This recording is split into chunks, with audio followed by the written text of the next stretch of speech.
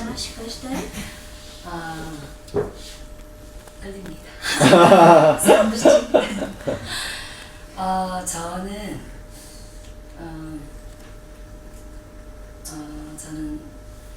하나님을 만난 지는 얼마 안 됐어요. saya 본데 비 신파들이 다닌 지는 정말 오래됐는데 маш олон жил явсан. Гэхдээ бурхны нөгөө жинхэнэ бурхан гэдэг мэдээд бол их удаагүй.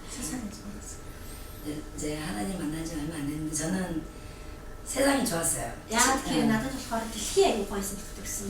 Цуглаан бол нэг тийм гоё биш. Дэлхий илүү гоё санагддаг гэсэн.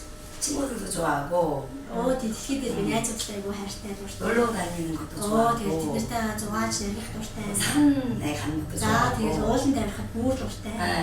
그다음에 술을 좋아하진 않지만 밤에 같이 막 술 마시고 같이 즐기는 분위기도 되게 좋아하고. За яг өөрөө нэг учиргүй арх хуваадаггүй ч гэсэндээ тодорхой хэмжээгээр ингээд хүмүүс нөгөө архины сувтураа лагрын цагаар ингээд нэг тийм хагас маналттай нэг тийм уулзалтын дотор нэг маазарцгаадаг шүү дээ. Тэр маазарлалтын дотор бас байх аюул дуртай. 그렇게 교회 생활하다가 тийм байдлаар цуглаад явдаг бүхэл явдаг байж байгаа. 그때도 이제 하나님을 믿는다고 생각했어요. Тэр үед би цуглаад явдаг угаасаа би бурханд итгэдэг гэж өөрийгөө бодож ирсэн. 근데 남편이 출장에 갔다 보니까 항상 밖에 있었어요. 항상 밖에 있어가지고 결혼 생활 21년 동안에 한 5년 정도만 같이 산 것 같아요. За тэгээд яг үүндээ би бол нөхөртөөгөө маш их эрт гэрэлсэн. Бүр 20 гаруй настай гэлээд 21 жил баг нөхөртөөгөө амьдэрсэн. Гэхдээ бодит байдал дээр болохоор нөхөртөөгөө бүр их хамт байсан. Эрхэм амьд цаг нь бол дөнгөж 5 жил тэр одоо олон жил. Яг тэгэхээр нөхөр маань болохоор ажлын онцлог нь бас л одоо нэг арын цагаар дандаа нэг тийм арх тарс болов ч юм уу тийм төлөв ажиллагаа ер нь баг гэртээ баг байдаг. Ингээд ийм л амьд амьдэрсэн. 그 중에 이제 막 하나님한테 기도하고 그 하나님 안에 있어서 저는 이제 나는 하나님 안에서 섬기고 또 목사님 사모님도 섬기고 교회 일도 하고 그러는데 나는 축복을 많이 받겠구나라고 이제 그 생각으로 다녔는데 이제 남편이 바깥으로 많이 다니다 보니까 밖으로 가는 곳마다 이제 여자가 있었어요. 바람도 많이 피었어요. Тэгэхээр яг ямар зүйл болчихсон бэ гэхээр бүтэн 20 жилийн амьдралынхаа 5 жилд нь л нөхөртөөгөө нөгөө нэг яг ихнэр нөхрийн сайхан харилцаатай байсан. Бусад зүйлүүд нөхөргүй юм шиг байсан гэж байна шүү дээ.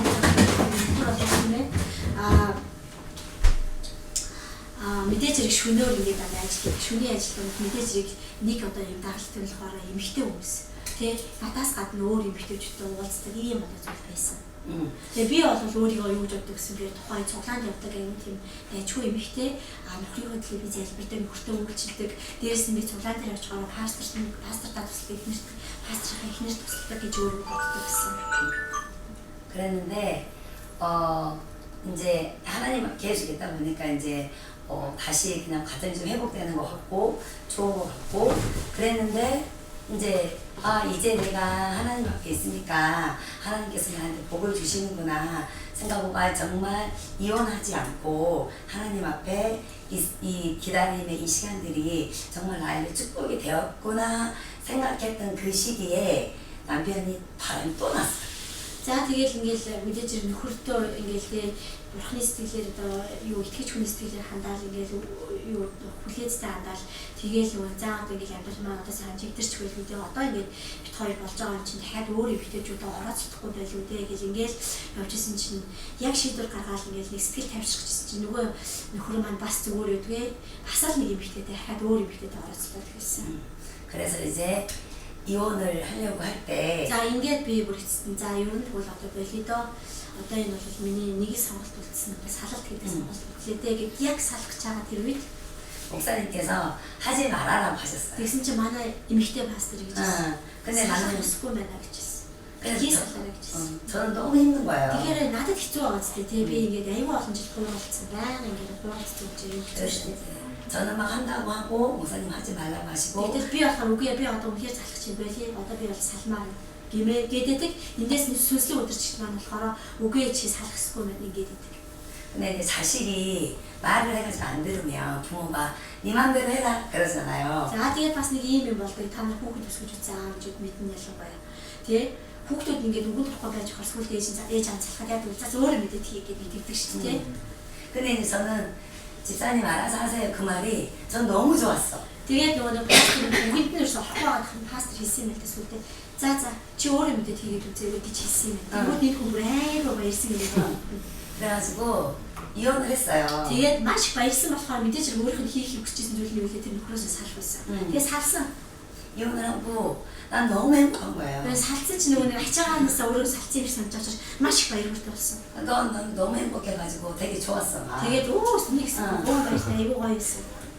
그래가지고 이게 왜냐면 또 양육비, 생활비를 많이 보내줬어요. 아이들 기분 나고. 내 мэдээж хүүхдүүд байгаа ч хүүхдүүдтэй тэр хүн чинь бас эцэг хүний хариуцлага байгаа учраас нэг дижигч одоо тэтгэн чинь өгч исэн. Нэлээд бас гайгүй их мөнгө өгч исэн.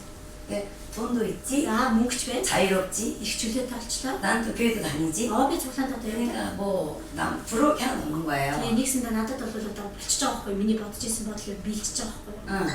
근데 그래서 그 중간 남편이 다시 재결합을 원했어요. За тэгсэн чинь нөхөр маань болохоор дундуур нь болохоор одоо хоёулаа дахиад эргээд сууя, эргээд амьдрья гэж хүссэн. 근데 저는 너무 싫은 거예요. Тэгээд би болохоор 아니라고 행복하시라고. үгүй зүгээр хоёулаа ингээд санснараа салъя гэсэн. 좋은 사람 만나서 행복하세요. 이렇게 막 했어. 나는 네, 너무 싫다. би болохоор одоо зүгээр одоо чамд бол нэг тийм нүүр өмөр байна. Тийм болохоор чи зүгээр л одоо таалагдж байгаа хүнтэйг яваа. чамд хин нэг юм таалагдаад хин нэг тэр таалагдсан хүн дотор чи гайгүй шиг амтан таалагддаг тэрнтэй яваа л гэж хэлсэн. 그러면서 이제 선을 그었어. 높임말로 선을 긋고 나는 그 사람한테 돈만 받으면 돼. Тэгээд би яасан бэ гэхээр тэр нөхрөөс бол мөнгө салгах зорилготой тийм мөнгө сайхан аавна. Тэгмүүдээ нөхрөө болохоор маш их одоо хүндлэж солоос хэлж хүндэтгэлийг өгж байгаа. хүндэтгэлийг бүр ярьдаг гэсэн. 그러면서 이제 막 신앙생활 하는데 목사님이 내가 남편을 너무 미워하니까 용서해라고 하시는 거예요. За тэгээд ингээд яг нэг гаднаа бол би аягаа зэрэгтэй яваад байгаа юм шүү дээ. Уус бүх юм шийдсэн асуудал шийдсэн.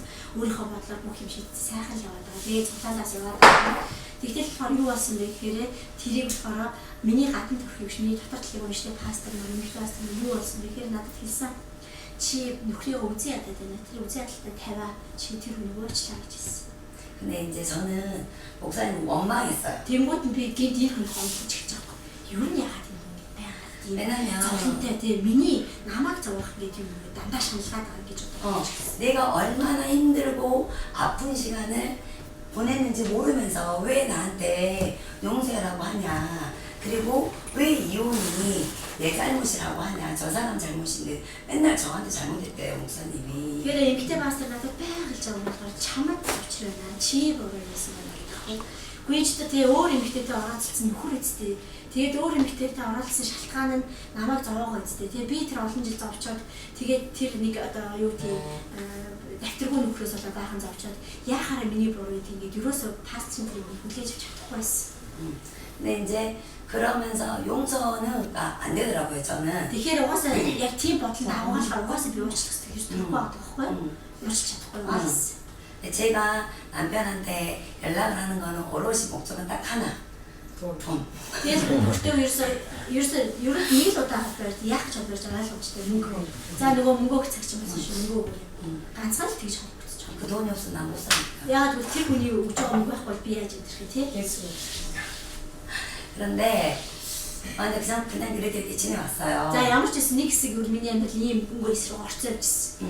근데 이제 한때 또 제가 나 이 사람 내가 잘못했구나. 이 사람한테 뭐 이렇게 난 이 사람 용서했어. 제가 용서했어라고 생각하고 미안한 마음도 좀 있고 그랬는데 그거는 내 마음속 깊이에서 나오는 용서가 아니라 그냥 머리로만 알고 있는 용서. 용서를 해야 한다고 하니까 용서를 해야겠구나 이렇게 생각하는 용서할 때가 있었어요. 생각으로만 하는 용서. За тэгээд яг нэг хэсэг гэж үзсэн гэх юм хажуунаас нэг хүн байнга уучлаач гэдэг хаа хүн чинь нөгөө тархин дотроос нэг код л доо өөр ирэхгүй нэг за би хүн тэр нэг уучлалчлаа гэдэг их бодол төрж эхэлсэн. Гэхдээ тэр нь болохоор дараад ингээд ихлаад үзсэн чи яг үнэндээ нөгөө зүрх сэтгэлийнхаа бүнээс уучлсан уучлал бисээс нөгөө тархиндаа зүгээр нөгөө мэдээлэл маягаар хадгалсан мэдлийн маягаар нөгөө хадгалсан их нэг үний зөвлөмж байгаа учраас тэрийгээ л уучлаад яваад тийм одоо уучлалт байсан. 제가 얼마나 미워했냐면요.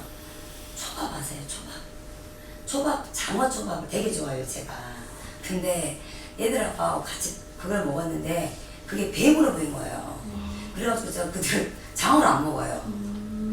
За ер нь бол энэ хүн болохоор нөгөө нэг будаан дээр нөгөө нэг юуны загсны нөгөө нэг юм тавиад нөгөө нэг сүшин маягийн юм гэдэг чинь сүшин гэдэг дуртай.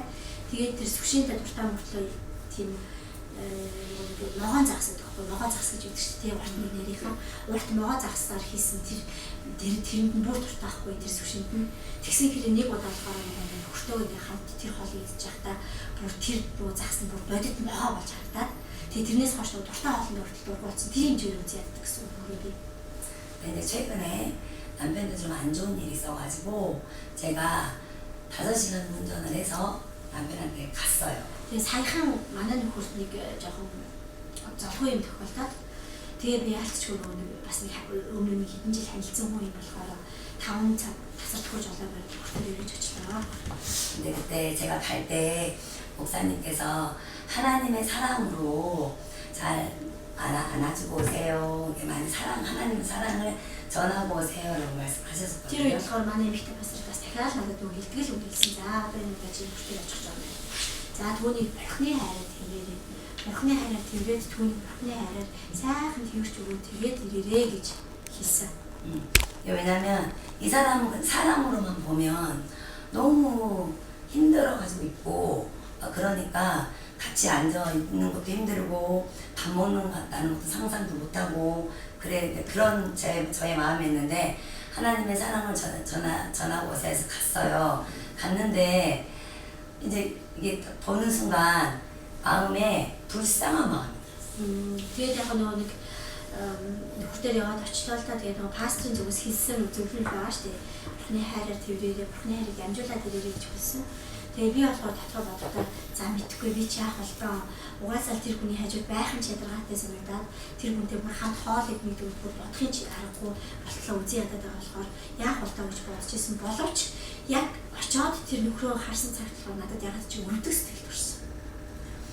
첫 번 그렇게 만났는데 하나님이 이 만남에서 저의 마음을 많이 녹여주셨어요. Яг тэр өрөвдөг сэтгэлээр дамжуулан надад нэг арай өөр мэдрэмж төрсөн сэтгэл.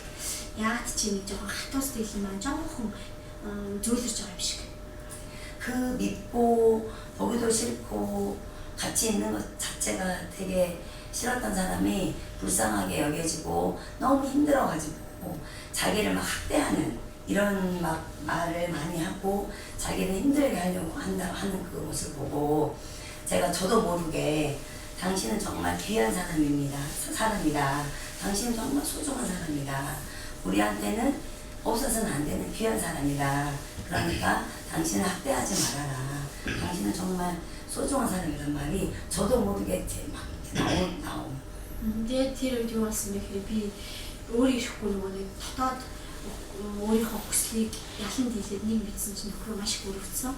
Тэгээ өрөвдсөн сэтгэл маань болохоор бурхны хайрыг тэмдэглээд твтээд зөөлрөөд тэгээд сүлд болгоо би нөхрөө харсан чинь нөхрөө маань өөрийгөө амар зүхээд угаасаа нөгөө тэнийг толгой яасайсан гэж нэг амар их зүгч байгаа байхгүй чинь муу амьдрал олон муу юм хийсэн болохоор тэрнээс хараа зовлон идэж байгаа өөрийгөө зүхгээд ингэ байж байгаа хэрэгтэй. Ахаад бүр хүчтэй өрөвдөөд тэгээд өөр ирэхгүй миний амнаас болохоор чи тийж өөрийгөө битгий хийлээ. Чи бол эрхэм хүн шүү. Эрхэм хүн тэгээд сайн маш одоо сайхан тэр эрхэм сайхан хүн учраас бид нар заавал хэрэгтэй хүн гэж би өөрөөр хэлсэн. 왜냐면 저는 남편을 향해서 내가 너 때문에 이혼녀가 됐고 내가 너 때문에 아이를 셋을 키우면서 힘들게 이렇게 하루하루를 살아가고 있다. 내가 이렇게 힘든 거는 다 너 때문이야. 원망과 분함, 억울함 이런 게 너무 많아가지고 이 말이 나올 수가 없었어요. 하나님이 내 마음 움직이지 않으셨다. Тэгээ тэр үед болохоор би өөрийгөө маш сайн мэдчихсэн. Яг тэгвэл миний өөрийн дотоод хүн бурхнаар дамжуулж хэлэхдээ тэр үгийг хизээч хэлж чадах юм биш үү? Яг тэгэхээр би угаасаа нөхөртөө хэлдэг гэсэн. Баян хэлдэг гэсэн үг нь болохоор баян л чамаас олж би салсан. Чамаас олж би бэлэвсэн юмтай болсон. 3 хүүхдтэйгээ өвчөө хоцорсон. 3 хүүхдэд хичээг зовж ийн. Тэгээд ерөөсө чамаас бүх юм болсон гэж дандаа нөхрөө бодчихсан юмтай байхгүй. 그리고 남편이 생활비를 보내주는 것도 정말로는 감사한 게 아니고 네 자식이니까 당연히 보내줘야지라고 나는 감사함 없이 입으로는 감사하다고 말은 했지만 마음에는 감사한 마음이 요만큼도 없고 당연하다고 생각했어. Дээрээс нь болохоор нөхөр маань болохоор хүүхдүүдтэй ингээд нэг сар болгон мөнгө өгөөд те тэр үед мөнгөний хахад мэдээж яг хүнээс юм авч байгаа баярлаа гэж хэлжсэн амаа. Гэхдээ миний зүрх сэтгэл хизээч чин сэтгэлээсээ баярлаа гэж хэлж байгаагүй дотроо бол би дандаа дэж үзсэн. Угаасаа эцэг нь чи үлгүй яадий те үүрэг нь чи үлгүй яадий гэж дандаа боддог байсан. 그래서 너는 나쁜 놈, 나는 착한 사람인데 너 때문에 내가 불쌍하게 된 사람. Тэгээд нөхөртөө би бол байнга л хүмүүсттэй гэсэн тийм. Чи бол угаасаа хогийн амьтан, би бол одоо маш сайн эмэгтэй. Тэгээд тэр хогийн амьтныг бол амьтны хажуудад байсан би одоо сайн эмэгтэй учраас гэж дандаа ярьж. 그런데 갔다 오고 그 다음날 출근 전에 기도를 하러 가는데 갑자기 이 마음속에서 남편을 향해서 사랑해라는 말이 나오는 거예요. Тэгээд би яг тэр нөхрөө эргэж очиод удаагүй маргааш нь дахиад нэг ажилтай авах өглөөний гараа явсан чинь гинт сэтгэл дотор нэг тийм хүчтэйгээр нөхөртөө хайртай гэдэг тийм үг. 그러면서 알게 됐어요. гарсан. Тэгээд би нэг юм ойлгосон. 목사님이 집사님 때문에 이혼한 거야 라는 이 말의 뜻을 알게 됐어요. Тэгээд яг тэр үед би гинт ойлгосон нөгөө пастор миний чихний өдөр болгон хэлжсэн. Чамаас болоод те энэ салалт болсон шүү гэдэг би гинт сансан. 그 남편은 이혼하고 싶지 않아 했어요. Яг тэр нөхөр маань угаасаа надаас салах болохгүй байсан байхгүй юу? 근데 남편의 바람으로 인해서 바람 피우고 그러니까 저도 이제 외롭고 그러니까 그때 제가 남자친구가 그물에 생긴 거예요. За тэнгуүлээ юу болсон бэ гэхээр мэдээж хэрэг ингээд нөхөр ингээд дандаа өөр юм хитэж оролцоод тахад би ч гэсэн тэггүй юм чинь яаж зүгээрх вэ? Бас нэг өөр найз л болчихгүй юу? 그래서 전 남자친구도 있고 난 이 사람이 너무 싫어서 이혼을 하고 싶었어. 근데 하나님이 저에게 보여주신 거는 그 남편의 뒷모습, 이혼하고 싶지 않아서 몸부림치고 슬퍼하고 외로워하는 그 남편의 뒷모습을 보게 하셨어요. Тэгээд яг бурхан надад болохоор бас нэг сонир зүйлийг харуулсан болохоор миний нөгөө нөхрийн яг артлыг надад харж өгсөн. Тэр артлт нь юу болж исэн бэ гэхээр урталтаа өөр юм битэж дуурсаж байгаа. Артлтаа болохоор эхнэрээсээ салах бодлоо ахгүй. Эхнэрээсээ яаж иж байгаа юм гэр бүлээ авч үлдэх те гэр бүлийн бүрэн бүтэн авч үлдэх тэр эр хүний бодол байсан. Тэрийг ойлгож өгсөн. 그러면서 목사님 말씀하신 말씀이 이거구나. 내가 이혼하길 원했고 내가 그래서 그 이혼의 원인은 저 사람 때문이 아니고 나 때문이구나. Тэгээд би гинт нэг өдөр ухаарсан тийм яг энэ нөхрөөсөө сална гэдэг нэг бодлоо яг үнэхээр манай нөхрийн талд биш байсан юм байна. Угаасаа би л өөрөө ханасаа тэрийг зүгээр бодсон. Тэгээд тэр бодлынхаа дагуу хийцсэн юм байна. 이러면서 첫 번째 만남에서는 하나님께서 제 마음을 만드셔가지고 그 사람을 사랑과 긍휼함으로 보게 하시고 또 그 이혼이 누구 때문에 했는지 그것을 정확하게 또 알게 하셨어요. Тэгэхээр яасан бэ гэхээр нэг л удаа тийм нөхөртөө тэр биеийн одоо хүн нөхцөл орсон үед нэргэж очих процесс дээр болохоор эхлээд бурхан зүрх сэтгэлээр дамжуулаад яг тийм өрөвдөх тийм зүрх сэтгэлийг өгсөн. Тэгээд тэр өрөвдөх сэтгэлээрээ дамжуулаад болохоор бас дараагийнх нь бодолд болохоор юу өгсөн бэ гэхээр саралт хинээс болсон байдгийг дахиад ойлгуулсан. 그런데 두 번째 만남 때는 하나님이 남편의 마음을 움직이셨어요. За ингээд хоёр дахь уулзалт бас болсон. Тэгээ хоёр дахь уулзсан дээр болохоор энэ үед манай өөрөөр буюу нөгөө талд буюу нөхрийн сэтгэл дээр ажилласан. 남편도 이제 생활 대주기가 좀 힘들어하고 있었어요. 그래서 아이가 막둥이 아이가 지금 대학교 지금 휴학하고 중인데 대학교 3학년인데 대학교 3학년까지 맞추면 생활비 지원을 끊는다고 했어요. За тэгэхээр угаасаа манайх нэг 3 хүүхэдтэй хамгийн бага маань тухай яг их сургуулийн 3 дахь курсээсэн. Тэгээд нэг жил үлдсэн гэсэн үг юм бол ааваас мөнгө авч ирсэн нэг жил үлдсэн гэсэн тийм юм байхад аав ч гэсэн яг үнэндээ тасалбаргүй юм юм амаргүй байсан байна. 근데 이제 이야기하고 막 이러면서 같이 시간 보내고 그런 중에 남편이 얘기하는 거예요. 돈 걱정하지 말고 아이한테 대학 무사히 다 졸업하라고 해라. 그리고 편입이 하고 싶으면 또 다른 학교를 가라고 해라. 내가 이 아이가 졸업할 때까지는 경제적 지원을 하겠다. Тэгээд бид хоёрын хоёр дахь уулзалтаар арай нэг жоохон зөөл өгнөсөн. Хоорондоо аваа нэг хүмүүс юм ярьцаад нэг жоохон бас жоохон тиймэрхүү уулзалт байсан чинь гинт тэр яран нэг хөрмөнд болохоор ингэж хэлсэн байна. За одоо бага хүүхдийн сургалтын төлбөрт юу санаа зовх вэ? Ямар ч гэсэн би бол хэрэг үеж агаална, зохицуулна. Тэгээд хүүхэд өөрөө бас ангиас солих бодолтой байсан. Тэгээд ангиас солих бодолтой аваад өөрсдөөс сургууль тэрний ч сургуулж болно. Тэгээд сургуулийн төгсөн төгсөлт би угаасаа мөрийг хариуцсан гэж хэлдэг байгаа. 뭐 돈 없다는 소리도 하지 말고 그리고 이제 남편이 또 아이들하고 오해가 있었던 게 아이들도 아빠한테 얼른 연락을 안 하고 연락을 안 하니까 또 아빠가 아이들이 자기를 미워한다고 생각한 거예요. 그랬는데 이 두 번째 만남으로 이 만남들로 인해 가지고 오해가 풀렸어요. 아빠가 아이들이 아빠를 미워하는 게 아니고 이제 아빠가 어려워서 연락을 못하는 거다. 그러니까 아빠가 이렇게 연락해주고 그러면 서로 관계가 회복될 것 같다고 했는데 이 딱 두 번째 만남으로 해가지고 아이들과 아빠의 관계가 회복이 됐고 또 아빠도 그때 힘들다고 했는데도 경제적인 지원을 계속 해주겠다고 또 약속을 하고. 근데 활동했을 때 бас юу өрнж байгаа гэхээр аав нь болохоор ингээд бас буруу ойлгочихсон тий хүүхдүүдийн хаталаа.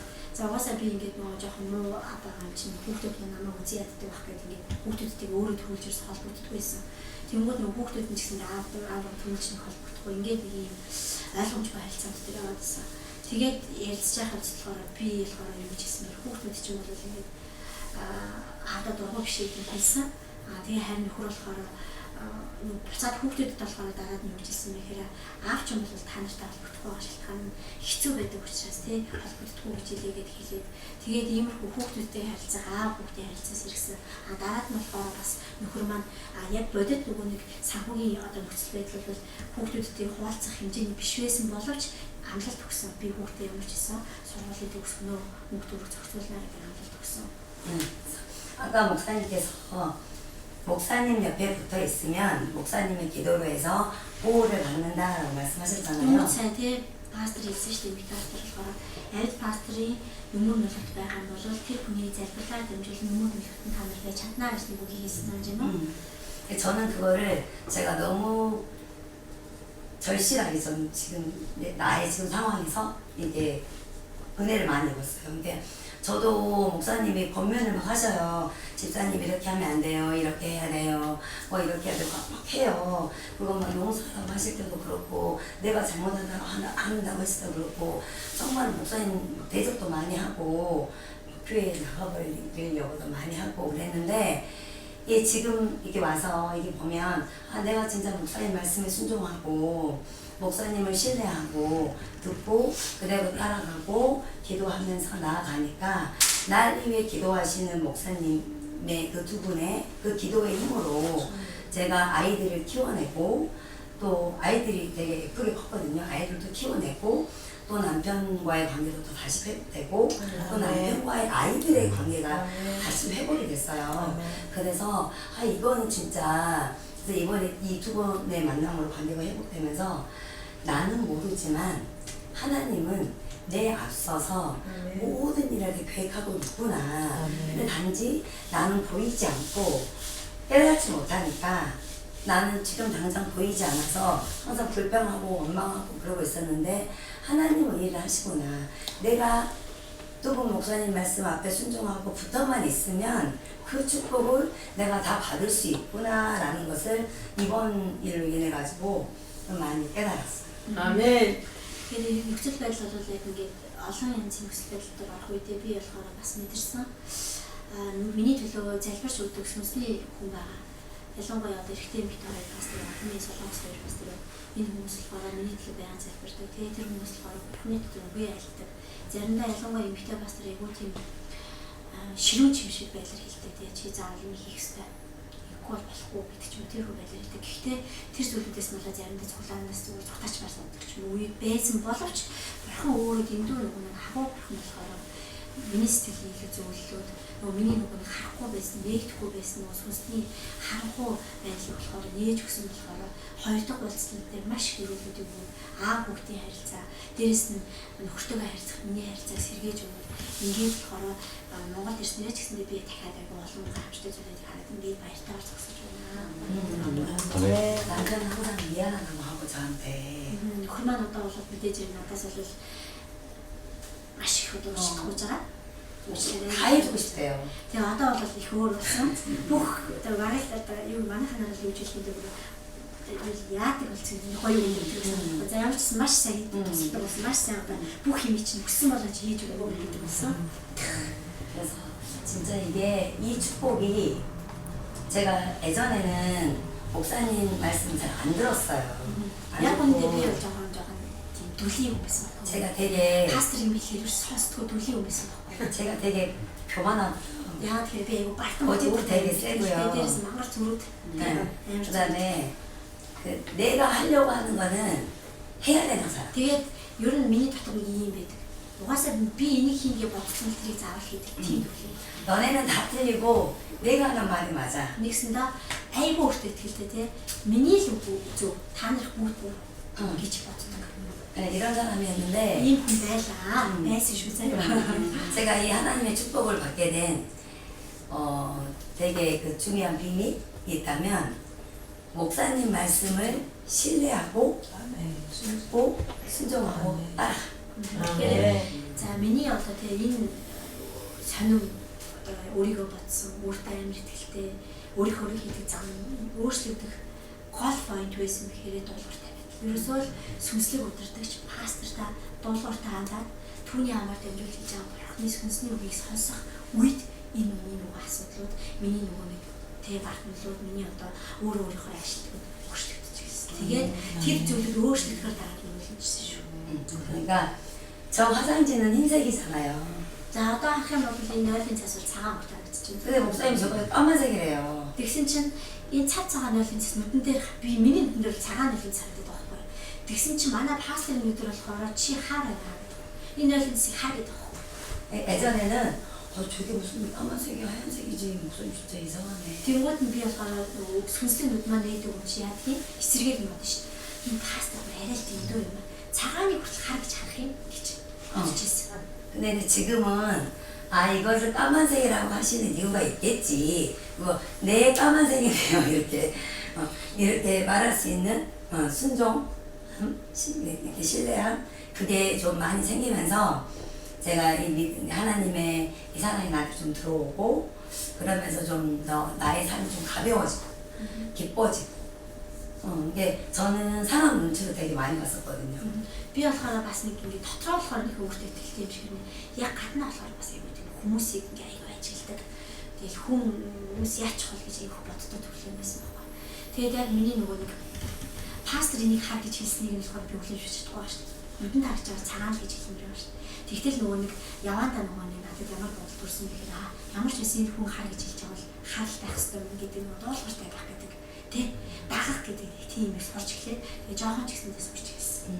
근데 이게 하나님의 그 사랑 안에서 이 자유함이 있고 그러다 보니까 이게 사람 눈치 보는 것도 없고 환경의 그 느낌도 없고 되게 좀 편안해지더라고요. 그래서 성도들이 축복을 받을 수 있는 가장 큰 비밀은 두분 목사님 말씀에 순종하고 듣고 따라가는 거. 그게 그거면 저에게 평안과 기쁨이 흘러 들어오는 거죠. За тэгээд амар тайван гэдгийг би бол одоо мэдээд байгаа. Шалтгааны үг гэхээр би сүнслэг удирдагчийнхаа ярьж байгаа амнаас гарч байгаа үгийг өөрийнхөө бодлоор зөрүүлж хаахаа болсон, сонсдог болж гисэн, дагтай болж гисэн, дуулууртай дагааж гисэн. Тэр хүний хэлж байгаа үгийн дагуу хийж гисэн. Энэгээр дамжуулаад би өөрөө ивэлийг мэдэрсэн. Ямар ивэл гэхээр амар тайвныг авч гисэн. Амар тайвныг аваад дагаад сэргэлтүүд, өөрчлөлтүүд, гэр бүл дотор байсан асуудлууд тайлбарлаж ийм гоё зүйлүүд болж байгаа учраас та нарт би дахиад уриалмаар байна. Сүнслэг удирдлага дотор дуулууртай байгаарай. Өөрөө өөрсдөө дараарай. Тэгээд эргээд бүхний үгэн дотор, бүхний хүний үгэн дотор сонсоод ирээ. хайхан шиг би бол шүү гэж хэлсэн байна. 여러분도 이 간증에 은혜 받으셔서 저처럼 두 목사님과 함께 축복 많이 받으세요. Тэгээд миний авсан ивэлийг та нар ч гэсэн аваасаа үнхээр их бүрүүлж байна. Хүсэж байна. 아멘.